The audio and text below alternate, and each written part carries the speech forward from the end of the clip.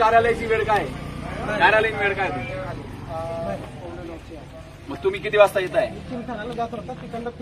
नाही साहेब, माझं काय म्हणणं आहे, हे शेतकरी पूर्ण त्रस्त झालेले आहेत आणि हे 1 तासापासून इथे येते. यांची 9:45 आता म्हणजे लाईट जाईल, लाईट येईल शेतकऱ्यांची. ते शेतकरी 10 वाजेपासून का आले की तुम्ही 9:30 9:45 10ला त्याला तुम्ही उपलब्ध होणार बा, तुम्ही भेटणार बा, म्हणून शेतकरी इथे येऊन थांबलेले आहेत. आणि तुम्ही चिमठाण्याला जाताय. आणि मला एक सांगा साहेब, शेतकऱ्यांचं काय म्हणणं आहे, तुम्ही 8 तास देत होते 6 तास केली. 6 तासामधून पण जर फॉल्ट झाला तर 3 तास कापून घेतात. मग जगणार कसा? आणि यांची रोपं लावली गेलेली आहेत, कपास लावला गेलाय साहेब. आता या शेतकऱ्यांनी, तुम्हाला माहिती आहे शेतकऱ्यांची तुम्हाला पगार आहे साहेब, तरी तुम्ही वेळेवर येत नाही.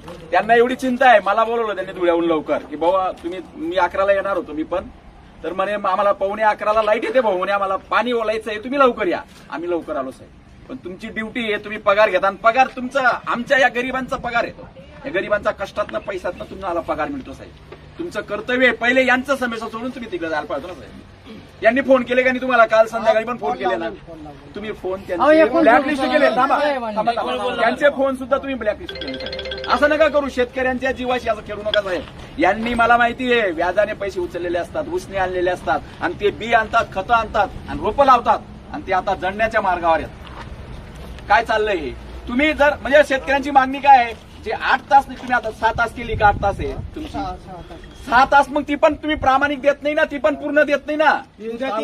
आणि तुम्ही असं करा ना, एप्रिलला बोर्ड लावून द्यायचं. मार्च एप्रिलमध्ये बोर्ड लावून द्यायचं की शेतकऱ्यांनी कुठलेही रोपं लावू नये, आम्ही लाईट देणार नाही, असं राहील. नाही लावणार बिचारे, कर्जबाजारी होणार नाही. शेतकऱ्यांच्या जीवाशी खेळताय तुम्ही. बरोबर, सरकार खेळताय तर तुम्ही पण खेळताय. अधिकाऱ्यांनी तरी अशी करू नये. तुम्ही वेळेवर यायला पाहिजे की नाही? तुम्ही वेळेवर नाही येत साहेब इथं. मेंटेनन्स काढलं ना. तुम्ही कोणासाठी येत? तुम्ही कोणासाठी येत? तुमची नियुक्ती कोणासाठी इथं? तुमची नियुक्ती कोणासाठी इथं? इथं नियुक्ती कोणासाठी तुमची? शेतकऱ्यांसाठी. माझ्या शेतकऱ्यांसाठी तुमची. पहिले शेतकरी हा जगाचा पोशिंदा आहे. पहिलं नाव शेतकऱ्यांचं घ्यायचं, ग्राहकांना मला माहित नाही. पहिले शेतकऱ्यांचा. शेतकरी हा जगाचा पोशिंदा. तुम्ही आम्ही जो खातो ना, 4 व्हीलर मध्ये फिरतो ना, यांच्या जीवावर. हे एवढं लक्षात ठेवायचंय. मग शेतकरी जर इथं जर येणार आहेत, तुम्हाला कालचे फोन केलेत, तुम्ही येऊन थांबायला नको? थांबायला पाहिजे की नाही? बरोबर नाही साहेब, नाही हे बरोबर नाही. हे बघा, ज्याचं मीठ खातो ना त्याला जागलं पाहिजे. यांचं माझ्या शेतकऱ्यांचं मीठ खाता तुम्ही, त्यांना जागलं पाहिजे.